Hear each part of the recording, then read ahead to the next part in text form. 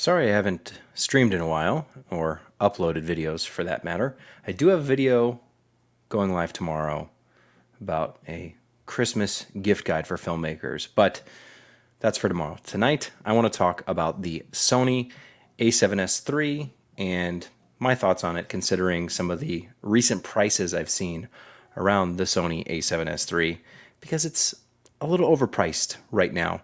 And I don't say that to diminish the camera and the quality of it. It's actually a very nice camera. I did buy one basically a year ago. So the Sony a7S III has been out for about a year now, depending on if you got the camera right when it came out or if you ordered it and then got it. I think I got mine November of last year and shot with it for a few months, ended up deciding it wasn't for me. And I'm going to get into some of the reasoning for that, of why I just opted to stick with what I already had, which is a GH5. But we can go into some of those reasons a little bit later. So I sold it after shooting with it for a couple months. I did enjoy some of the features. We'll talk about those as well. But I did want to talk about the pricing on the a7S III, because right now, if you look to go buy an a7S III, and let me make this a little bit bigger. There you go. The a7S III on Amazon, let's start there. You can't even like buy this Amazon Prime in the like kind of the typical way you would buy on Amazon most of the time for any kind of big popular item. You'd be like, oh, Amazon Prime, it's available. No, you have to go to other buying options, and a refurbished a7S III will set you back $4,789 on Amazon, and that's the only option you have on Amazon. There may be another listing somewhere, but not that I could find. Unfortunately, the Sony cameras are kind of hard to find on Amazon because all of them rank.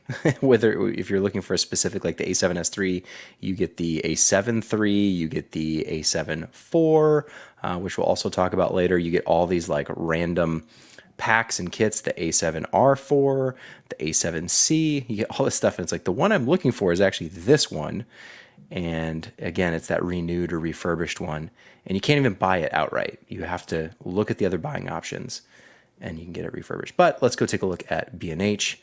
Of course, that's the list price, the MSRP, $3,500, but it's back ordered, so you can't get it there. You could go on eBay. And aside from this brand new listing, which I don't know, like that is the MSRP price, but I'm a little skeptical of this one because all the other ones are again in that, near $5,000 or upwards of $4,000 for an a7S III. All, used cameras, nothing brand new because it's back ordered. It's hard to get, and a lot of people want to get it. And is it worth it? And that's where I wanted to kind of talk about some of my thoughts on the a7S III, why I sold it.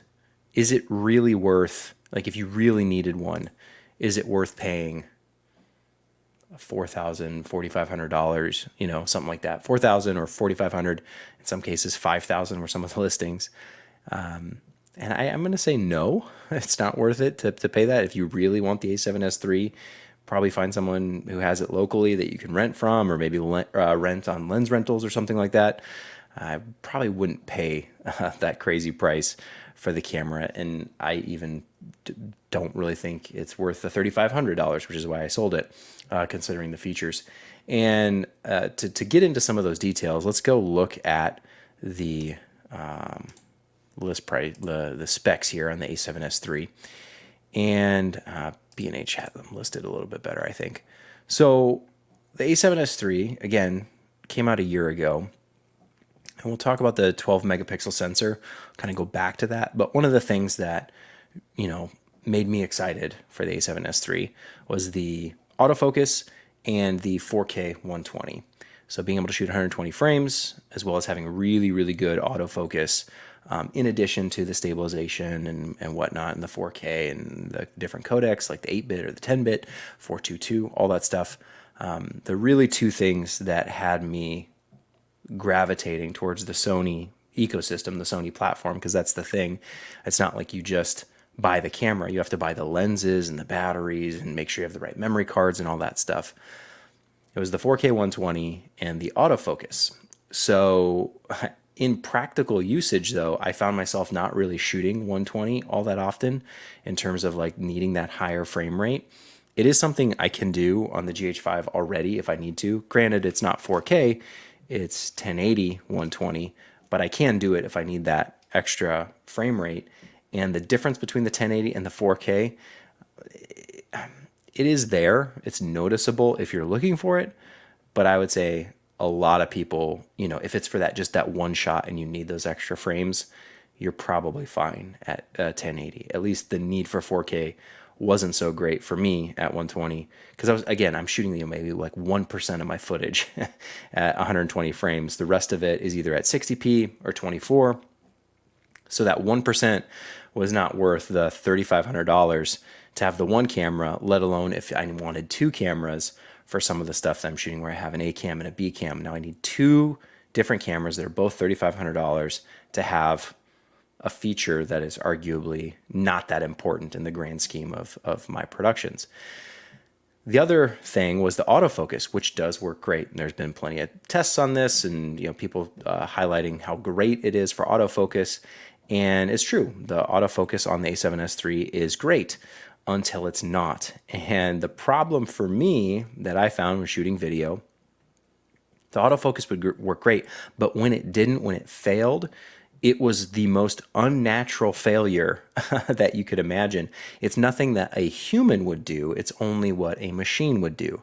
And what I mean by that is when it was looking for focus, it would, be tracking someone's eye or whatever. And then if something walked in front of the camera itself would immediately try and like focus to that. And I know there's some settings you can dial in to make adjustments, but just imagine anything obstructing the camera and then it just immediately trying to change focus or searching or hunting again, because again, it doesn't have the eye to detect. It literally can't see it. And those adjustments don't look like something a human being would do. So even though it would work, let's say 99% of the time, that 1% of the time where it would fail looked so outrageous that for me, I was almost like, well, I would rather just keep my subject in focus. And even if I'm adjusting focus in kind of a manual way, that's something that looks human. It looks organic. It looks natural. If you're pushing in or pulling out and making those adjustments as a human, there's some forgiveness, I think, a viewer or, an audience would have compared to when the camera autofocuses, it clearly looks like a computer or software is, making these drastic adjustments, hunting. And for me, that was kind of the deal breaker where I was like, the autofocus works so good, but I really can't trust it because when it fails so horrendously in my opinion, that I was like, man, I'd rather just do manual focus. And oh, thank you. People saying, we missed you. What have you been up to? Working a lot. So on the A7S III, so the two things that drew me to it ended up not really being all that useful in terms of the way that I shoot. Again, this is just me personally. Other people have different projects. They have different styles. So it's, the mileage may vary. But for me, those two things were not as important as maybe I thought they were going into it. The other thing that ended up being more of a deal breaker than I thought it would be was that 12 megapixel sensor. 12 megapixels theoretically should be enough, and it is for social media, and everyone will kind of excuse away the A7S III as saying, 12 megapixels is plenty, it's plenty, you don't need any more than that. But nowadays, like so many screens have such high resolution that 12 megapixels really stands out as being inferior, even though maybe on Instagram, someone's not going to see it at its maximum resolution. When you're editing in Lightroom or in Photoshop and all you have to work with is 12 megapixels, it's really, really limiting. I'd go to like zoom in to like check a detail and the image would like move like, 5%. It was like nothing on like a 4K or 5K screen. So I was kind of underwhelmed, or maybe more underwhelmed than I thought I would be with those 12 megapixels. And that's coming from something like the GH5, which I think is like 20 megapixels, depending on which format you shoot in, which is by no means the highest of the high resolution, right? There's plenty of cameras with far more megapixels. But 12 megapixels felt really limiting, more limiting than I thought it would at first.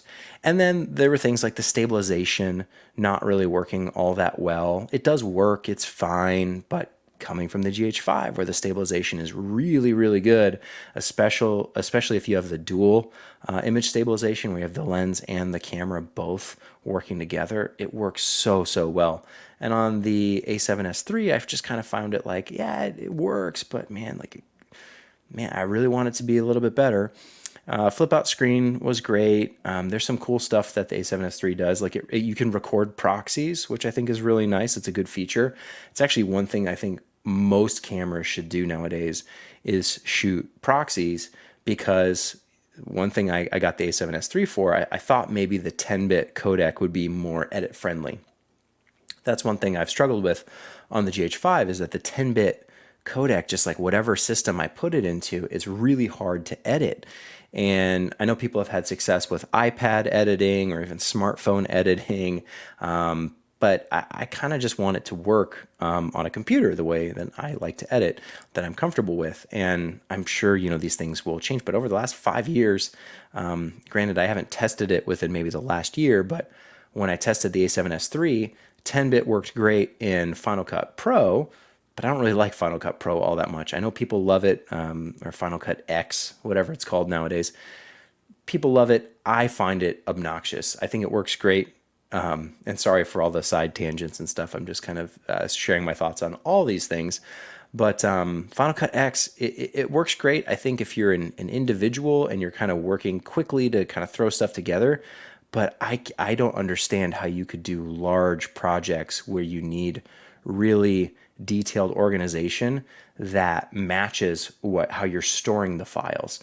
So one struggle I found with Final Cut X is that it always wanted to like interpret all the stuff in its own way and make its own bins and its old folders and kind of categorize everything for me, but it didn't mirror what was like on the hard drive. And maybe it was a limitation of just my knowledge, which it certainly could be, but it wasn't intuitive in the same way that in like Premiere, I can just import a folder that is the folder on a hard drive, and it's just the same. I have the folder, I have all the subfolders, the contents, and it just kind of all matches and it works. So what's on the hard drive is what's in my edit suite, and I can just work. Final Cut X wanted to like do, tagging and keywords and labeling things and smart bins, and I just really kind of hated it. But it did handle the 10-bit footage really, really well. Premiere had a much harder time, and that was true of the A7S III, at least at that time on the machine I was working with at that time. So that was kind of a downside to me, but the fact that the A7S III could record proxies made it be, okay, well, I can shoot both simultaneously, the 10-bit stuff as well as proxy footage, and kind of edit and work that way, which worked really well, rather than a lot of other systems, you have to, if you want to do any kind of proxy workflow, you've got to make the proxies after you shoot, it's just that extra step that's kind of irritating. I like that the A7S III could do it right in the camera without any additional recorder or device or even like a separate card. Like it just recorded proxies at the same time it was recording the full resolution media, which was great. But I found it to be not all that useful in the long term, because there were so many other downsides to the camera for me personally, like we're kind of going through. The other thing I hate about the Sony cameras, and many cameras for that matter, is the way it organizes those files when you're shooting. There is no reason that I can think of why when you put a memory card into a computer, it should be called untitled. There's no reason a folder should be called untitled when it has all of your footage. This bothers me about so many camera systems, that they just use this, like, they don't even give the card or the folder the name of the camera. Something simple so you know what it is. It's like, or like no name is the other one, like untitled and no name. And you're like, what? This is not what this is important stuff. It should not be called no name or untitled. And then all the folders and subfolders and all the random junk files, the thumbnails and the MXL data and the EDO, like you've got, I think when you shoot with the Sony cameras, there's probably like 6 or 7 folders of just stuff. And to know is like, okay, do I need all this stuff? Is it important? Like, is this my footage? And the other thing I ran into with the A7S III was that I kept getting write issues. So it was really weird. And I don't know if it was down to the batteries or the memory card. I think it was a combination of the two. But basically, there were not countless, multiple times I was filming. I had sufficient battery left, like 30% left, and the camera would just turn off for no apparent reason. It didn't give me a warning, didn't give me an alert, and every time that happened, that clip was corrupted. There were other times where it would just stop recording, and those clips were also corrupted. And the problem with all these modern camera systems is that they use a goofy codec or a methodology for recording data that makes it really hard to repair those files. So you can, I think it's called treasured. What's it called? It's something like that. What's their name? A repair video. Aero Quartet, these guys. So if you do have a problem with footage being corrupted on any camera, I would start here. They did a great job, and it's one of the few solutions I found. You'd think there'd be a free method where you could just like, hey, I have the data, repair it. Apparently that's not a thing anymore. Nowadays we have to pay for everything. So yes, you have to pay, and I think it's like $100 a clip. So the fact that the A7S III kept failing and forcing me to pay hundreds of dollars to just get the footage that was on the card, but it got corrupted, was really irritating. And I'm sure you could understand why I would say, okay, this isn't for me. Now, I did some testing and I did find out that it was most likely due to the memory cards that I was using. However, there was no warning that the camera gave, and all the specs on the memory card should have matched with what they say is required. So if you put in a memory card that is inferior or lower spec than what the camera wants, it will tell you. It'll say, hey, this memory card, you can't do X, Y, and Z. Okay, that's fair, that's fine. When I used the memory card that was rated for all the specs that it should have been, and I didn't get a warning, I still had those same problems where the clips would just corrupt, and it was random. I can't stress this enough. It was random. It's not like it hit a recording limit of like 20 minutes or that, every time I did something specific, it would fail. It was completely random. And so that just Russian roulette of filmmaking was enough to kind of turn me off, because it's something I had never experienced with the GH5. This will happen on the GH5 if you have like a critical power failure, meaning if you're recording and you somehow pull the power from the camera during recording, it will corrupt the clip. But aside from that, as long as the power is not interrupted, meaning you have the battery in the camera, even if the battery dies, the camera knows that the battery is about to die, so it'll save the clip. The only time I've ever had the problem with GH5 is when there's been one of those like critical power failures where it's been, plugged into AC, like the outlet on the wall, like direct power, and there's been a power outage, or for whatever reason the connection has been interrupted. But if there's been a battery in the GH5, even when the battery has died, the clip has still been saved. On the A7S III, it would constantly just like turn off or just stop recording, and oh yeah, your data's there, but it's in this really strange format that you have to go get repaired and pay, hundreds of dollars, $100 or give or take, depending on the length of the clip and how many there were. Very, very irritating. And again, that folder structure, just all these folders of nonsense. I'm like, what? Keep it clean. Give me a video folder and like a photo folder with like JPEGs and RAW or something like that. Keep it simple, keep it clean. But for whatever reason, all these cameras, like whether it's GoPro or DJI or, the Lumix ones, the GH5 is just like a folder with like your stuff. And then I think there are two other kind of junk folders. But just simplify. We don't need all these folders and all this random stuff. Anyway, that's kind of what I think that was most of the problems I encountered with the A7S III. It didn't hit the sweet spot of the features that I wanted. And then the other kind of side effects or irritants from using the camera were enough to turn me off to it and go, I basically have all this in a GH5, and that camera's 5 years old now. It is now. Last year it was 4 years old, but an older camera, much cheaper, already have it. Like, what's the benefit? What am I getting for the $3,500 for the A7S III? And then now, like, what are you getting, for, almost $5,000 on some of these?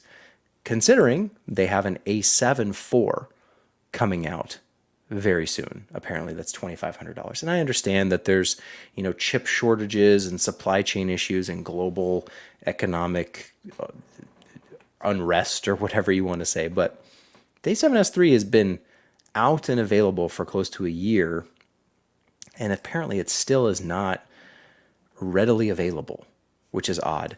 And yet they're coming out with an A7 IV.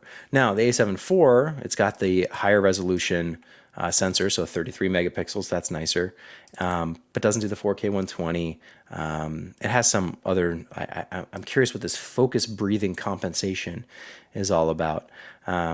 But it looks interesting, and it's, $1,000 cheaper. So I'd say, if you're really jonesing for an A7S III, maybe look at the A7 IV. But for me personally, the Sony cameras just feel kind of clunky. And I know people love them, and you get used to what you get used to. And so when you shoot with something, you get comfortable with it. I mean, that's how I am with the GH5. I'm very comfortable with it. A lot of people use it, and they don't even know how to operate it because it's apparently confusing to them, but I think it's very easy to navigate. The Sony stuff always feels just like I'm filming with a television remote.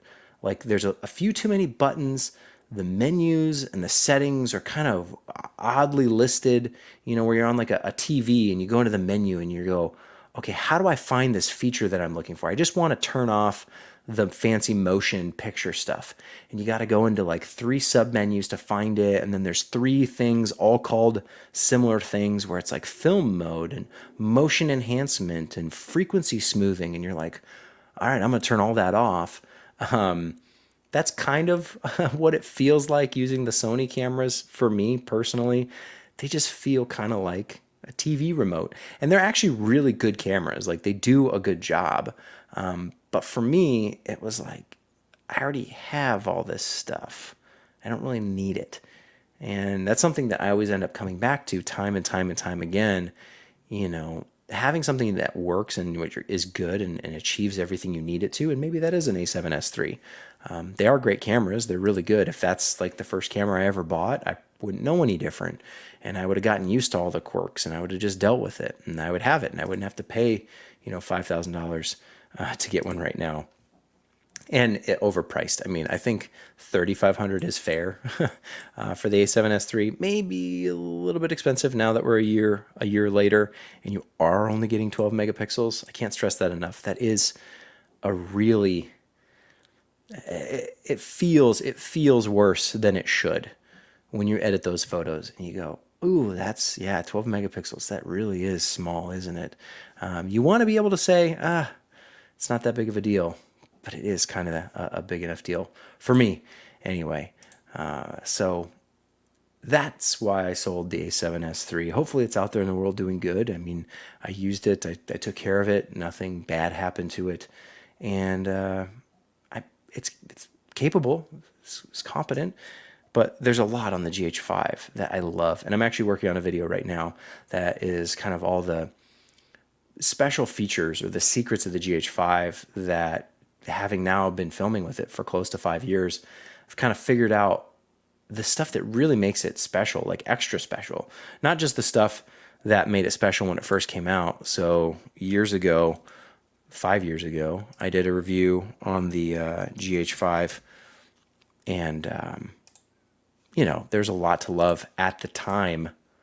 Let's see, I'll pull it up here. This was the video from way back when.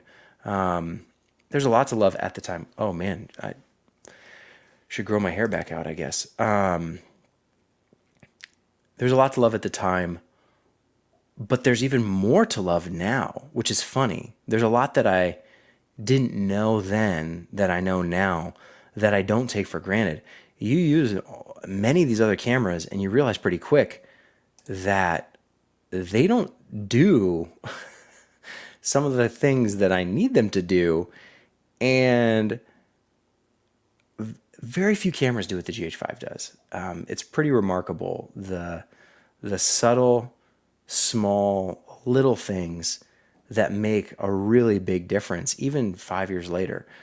Even compared to something like the Ursa Mini or really high-end cameras like the Reds and the Alexas, the GH5 is really, really incredible. And I'm excited for that video because there's a lot of cool stuff in there. And I don't know what are GH5s going for nowadays. I think I saw them on sale for Black Friday, but they were. I mean, of course, there's the GH5S and the GH5 Mark II, but I think the regular GH5 is still on sale for, I don't know, $1,300. You can probably get them used for what, 1,000? I mean, $1,000. I still think it's a good deal. And they haven't even dropped that much. I think when they came out, they were what, $1,600 when they first came out. So I mean, if you bought one 5 years ago and you sold it now for 1,000, you lost $600 in the process. $600 over 5 years. That's not that big of a loss. They'll probably and that's even considering there is a GH5 Mark II already available. I was going to say considering a GH6 is around the corner, but there already is the sequel camera, and it still is holding its value pretty well, which is always impressive to see. So there's a lot to love about the GH5, and if you've watched my channel before in the past, you probably know that I feel that way about the camera. And the more I try and get away from it or test the waters with something else, the more I'm reminded of just how good it actually is. There's some stuff that's, not quite for everybody, but I also think a lot of people don't give it the chance it deserves because they don't understand why it's valuable. They don't even know the features it has because they don't have the features on other cameras. So they don't even know to look for the special secret sauce that the GH5 has because they're going, oh, how come this doesn't do autofocus? The autofocus sucks. I mean, how much are you using autofocus? I got the A7S III and I was using autofocus and I was like, this is great. It works awesome. And then someone walked in front of the camera and it immediately ruined the shot. And I went, oh, yeah, there's some limitations here. So having gone back to manual focus, which most people do for most things, people say, oh, it's not full frame. Okay. There's a whole can of worms to open up there. But really, like, full frame is not maybe as important as you might think it is, especially when you do consider the size and the weight of the equipment. That's one thing I took, again, learning stuff about the GH5 now that I didn't quite understand 5 years ago. At the time, the GH5 and all mirrorless, even before that, it's the GH4, which is what this camera is, by the way. That's what you're watching here. Also, how does it look? How does it sound? I'm testing some things out. I want to know to make sure it's working and looking good. I assume if it wasn't, someone would tell me. But please do. If it looks or sounds bad or it's not in sync, or I don't know, let me know. But this is a GH4 that you're watching here. The GH5 and the GH4, but around that time, 5 years ago, mirrorless was kind of finally, breaking. Yeah, it was the GH5, really, and the GH4 before it, breaking into that 4K realm. So you had like the A7S II. Did the A7S 1 shoot 4K? I don't think it did. It was only the A7S II. Maybe I'm misremembering that, or maybe there's something about that I'm getting wrong. But it was, 4K was becoming more and more available on these affordable cameras, and you had the kind of interchangeable lens mounts and like the lens adapters, and you could use Nikon or Canon glass on a mirrorless mount. And now all that is kind of, segmented because Nikon has mirrorless, Canon has mirrorless with the R system. And like that's like the new future for all these different, brands. But back then you could adapt lenses, and that was a big selling feature for mirrorless. And everything was just, 4K and super lightweight and really affordable. And the difference to me between a full frame camera and a Micro Four Thirds camera in terms of size and weight was kind of negligible because I was coming from really heavy cinema cameras or broadcast cameras, and anything by comparison for video is like way lighter. And you put a rig together, you put a monitor or something, you build out your kit, and you're like, yeah, it's lightweight, and it doesn't really matter if like it's a full frame lens or a micro four thirds lens, because at the end of the day, it's going to be a certain size based on the other equipment you have around it, and a pound or two here or there wasn't that big of a deal to me. Fast forward 5 years to now, and the way I shoot now, some stuff so stripped down to basically just the camera and a lens, and you realize pretty quick, oh yeah, there is a big difference in terms of weight and size between micro four thirds and full frame. If you want full frame, it's a certain look. There's certain benefits that you get with it, but it also comes with the price of bigger and heavier glass. And that's kind of unavoidable. If you want a full frame lens, it's going to be bigger, it's going to be heavier compared to the micro four thirds equivalent.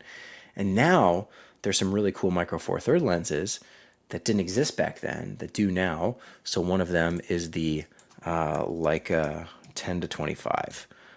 I did a video on this a little bit ago, and this lens, it is expensive, but oh my goodness, I love this lens. It's a 1.7, so all you shallow depth of field lovers, there you go.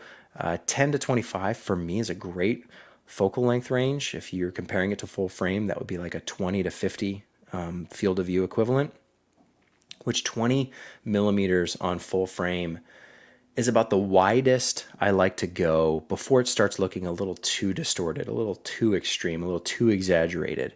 20 is that perfect sweet spot for me, where it's wider than a 24, significantly wider than a 24 in terms of field of view and look, but not so wide like a 16, where you get a lot of the weird stretching that happen as things get to the edges of the lens or get closer or further away from the camera. Like 16 is a little extreme, 20 is that sweet spot. So the 10 to 25 on micro four thirds to me is a beautiful, beautiful look. And then 50, I mean, is a classic, excellent focal length in terms of full frame equivalent. So 25 and 1.7 aperture is just, and this thing is so sharp.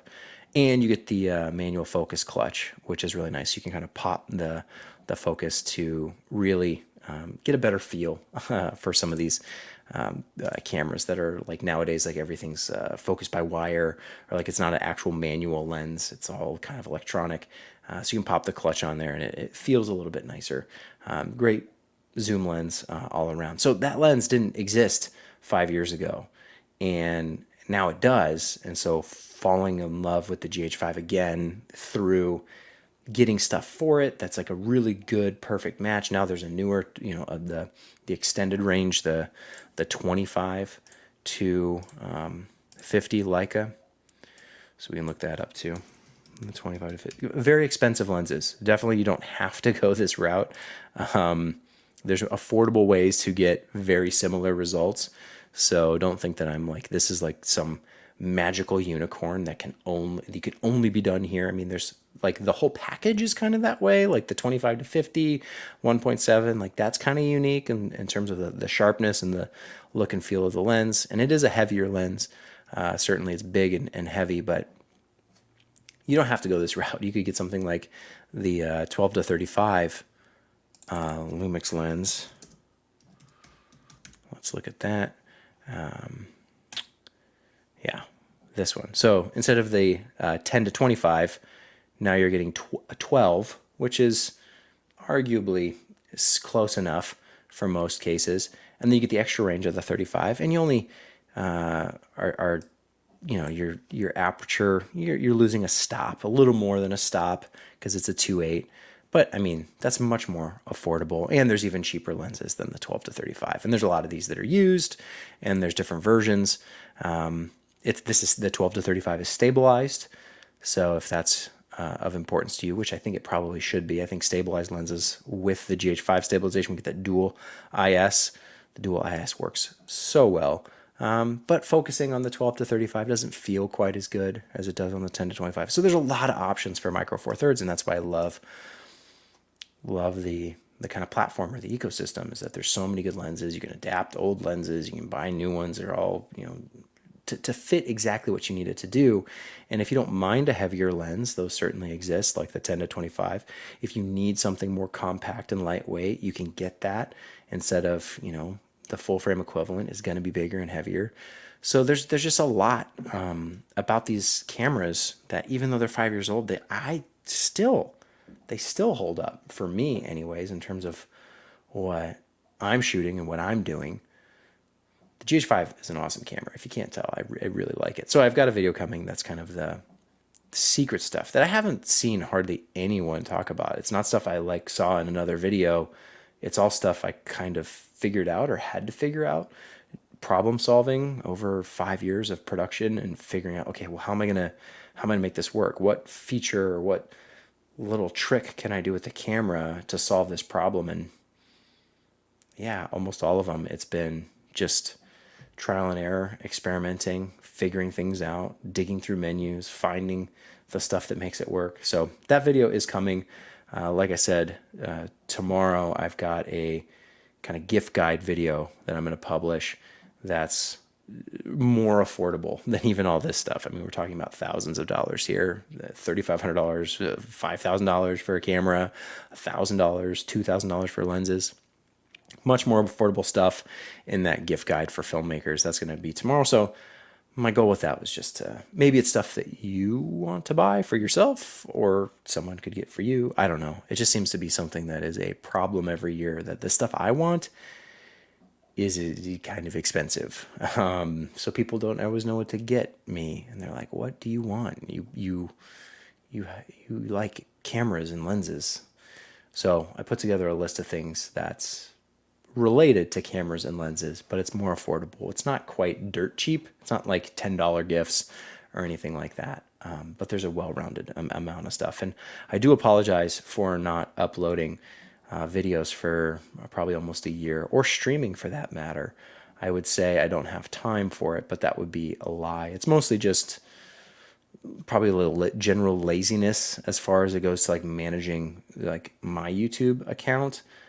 Plus, a year ago, we did a remodel on our house, and so we kind of left the house for a period of time so the remodel could happen. And by the very nature of that, it kind of knocked me out of my rhythm that I was in terms of streaming and producing content, which I was trying to do more of last year. So that got sidetracked. And then just getting back into it is always probably the hardest part. But I've definitely been busy with plenty of other stuff that has been my easy justification for why I don't really need to stream or make videos because I'm doing so much else over here. But probably just general laziness, as it is with most people who say they don't have time for things. Is probably more like they just don't want to do it in that moment. If you want to do something, I think you generally find time to do it. So definitely don't kid yourself and think like you don't have time for something. You make time for what you want to do. So find a way to like want to do the thing. If you say you want to do something and you really want to, you probably will just do it. And that's what I'm trying to do now. So I got the office back set up a little bit different. It's a nicer look and feel. For me, anyway. I don't know if it looks nice for you all, but I like the setup, and going to make some more changes, more adjustments, tweaks, modifications as time goes by. But I've back set up, forcing myself to do a stream because getting into the habit is the hardest part. It's just like going to the gym. If you go to the gym every day and then you take a week off, it's harder to go back. If you take a month off, it's much harder to go back. But then once you go back and you force yourself to do it and you get back in the rhythm of it, much, much easier. See, sometimes you just have to like push past your brain making excuses of, it's too late. I'll just get to that tomorrow. I'll do that next week. We'll just save it for next year. That kind of stuff is procrastination. And it's one of my actual weaknesses that I end up doing a lot, is a procrastination in general. It's just, I think a lot of people can relate. A lot of people tend to be procrastinators. Some people are really good about just doing what it is they say they're going to do and knocking it out. But other people, our brains get too involved and they tell us, you're fine, just do it later.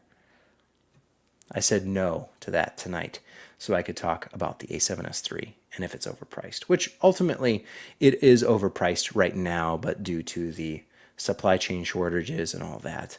And I guess the demand for the camera is higher than that supply. And so then, yeah, it is overpriced right now. But $3,500 for a new one still feels pretty good, all things considered. But I would, just put the warning out there that if you have something you're comfortable with, that you like already,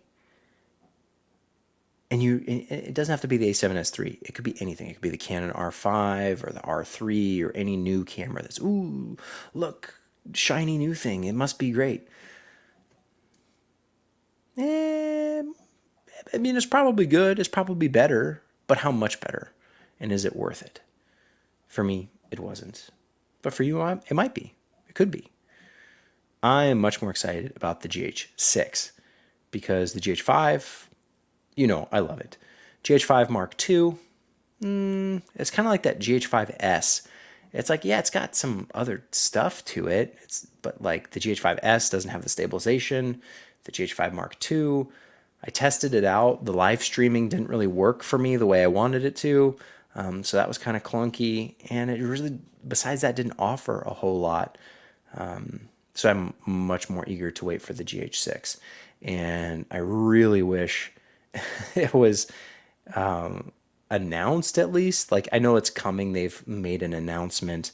But really, as far as camera announcements go, like, you need to know the full spec sheet, not just like, hey, we're working on it, and it's going to have this one feature. It's going to do 5.7K or whatever. What all is it going to do? Are you finally going to get the autofocus situation dialed in? Panasonic, Lumix. Let's look. Does Lumix have a website yet? Because this is, I'm going to keep bringing it up. If you search Lumix, let's see. Shop.Panasonic, Panasonic, Best Buy, Panasonic.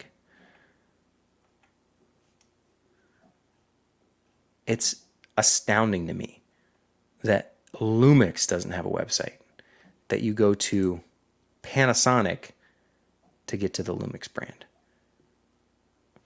I made a video about this, but I'm going to reiterate. There's no reason that a camera that says Lumix on it doesn't say Panasonic on here anywhere. Oh, it does on the bottom. It does say Panasonic. But on the front, that says Lumix. So if I'm shooting with this and someone sees like, oh, what camera is that? Oh, it's a Lumix, a Lumix. And they go look up Lumix. And they go, oh, what? I only see this Panasonic website. That's weird. Is it a Panasonic? The camera says Lumix. They need to get their act together. It's been 20 years. 20 years of the Lumix brand, and they still have a Panasonic website. Look, 20th anniversary. 20 years of innovation. You know what would be innovative? How about you make a website? How about I go to lumix.com and it's not this site. Panasonic, can you go buy this site, please? Lumix compatible flash tubes. This website is not the Panasonic website for a Lumix camera. If you want to go on the Panasonic website, click here.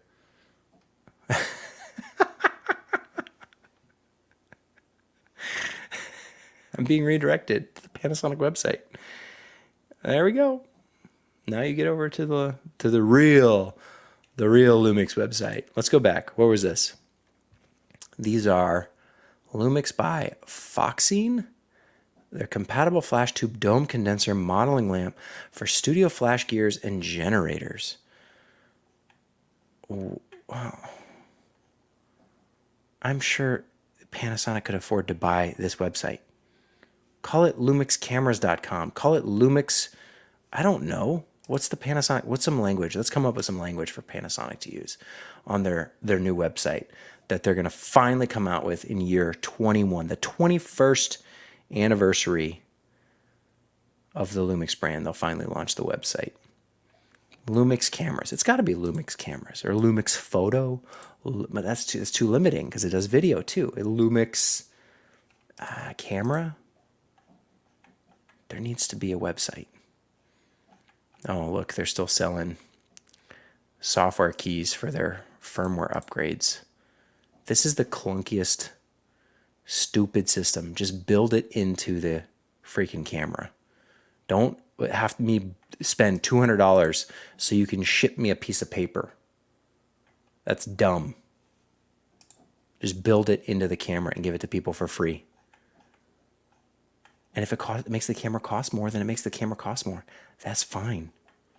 That is the one thing about pricing on cameras is tough, is that things are getting more expensive across the board. Oh yeah, this was the GH5 review. We can close out of that. That across the board, everything's just getting more expensive. You know, inflation or whatever. But things are not getting cheaper, which is unfortunate. Better features in cheaper cameras is becoming a thing, but the GH6 will certainly be more expensive than the GH5 was at launch, and I think that's going to be a pattern we're going to see moving forward. That stuff is just going to creep up in price for the one we want, the model we want, compared to the cheap budget-friendly one that they've always had. They've done like the G9 or the G85 or whatever the cheaper, affordable version of like the GH5 was. But even those the new ones will probably just be more expensive because unfortunately that's the way things are going. But it is what it is. I'm excited for the GH6. I've been saving for 5 years. And according to Amazon, I only lost $600 in the process, holding on to the GH5, which that's really good if you think about it. The GH6 comes out, I'll probably keep the GH5 because I have a few of them and they're great cameras. There's nothing, when a new camera comes out, the old one doesn't break. Thankfully, they haven't figured that out yet. Like those pesky iPhones, they keep updating the firmware every year. The new operating system, and then magically, almost as if it's intentional. Apple, what are you doing over there? The phone that was super fast, just a couple 2-3 years ago, it was super fast, brand new, gets a little slower. You go, oh, it's time for a new one. And it is unfortunate that in the phone world, when the new ones come out, the old ones do get worse. That's not true yet for cameras, thank goodness. The moment a GH6 comes out, the GH5 is still just as good as it's always ever been. You just have a newer, better, shiny thing, the GH6. GH5 still works great. So keep it, hold on to it. The GH4 that you're watching right now still has a use, has a purpose. Sometimes it's more valuable than the money that it's worth. The function, the purpose, far more valuable. Could I use a webcam for a live stream? Of course I could. But I'm going to use a GH4 because it looks better. Actually, if you really want to know, to be a little bit more serious, the GH4 right now is live streaming, and I have the Tokina 11-16 on there with a not the Metabone speed booster, like a cheapo. That was like the off-brand $100 speed booster. So that's what you're looking at right now. An old lens on an old camera with a knockoff speed booster. And hopefully it looks good. It is only 720p for the live stream. That's what I'm streaming in, 720. So it's probably not going to look amazing or pristine or anything like that. But hopefully it looks better than a webcam. Hopefully it sounds better than a webcam too. But thank you if you've been with me for this long. More videos to come, more streams to come. I really hope to do more of this. I do quite enjoy it quite a lot, even though it's just me talking to a camera in a room. Feels good. Feels good to be doing this again. And hope to be doing more of it. This is a lot of fun. I got some fun stuff planned as far as videos go. Stuff that should be a little bit interesting, helpful, hopefully, around the holidays with that gift guide. Some stuff coming with the GH5. I know it's a 5-year-old camera, but it still has secrets. It still has stuff that is arguably better than the new cameras that are coming out. So stay tuned for all that. I'm going to be working on that stuff as well as all the other stuff I got going on, which is quite a bit and keeps me very busy. But until next time, have a good one.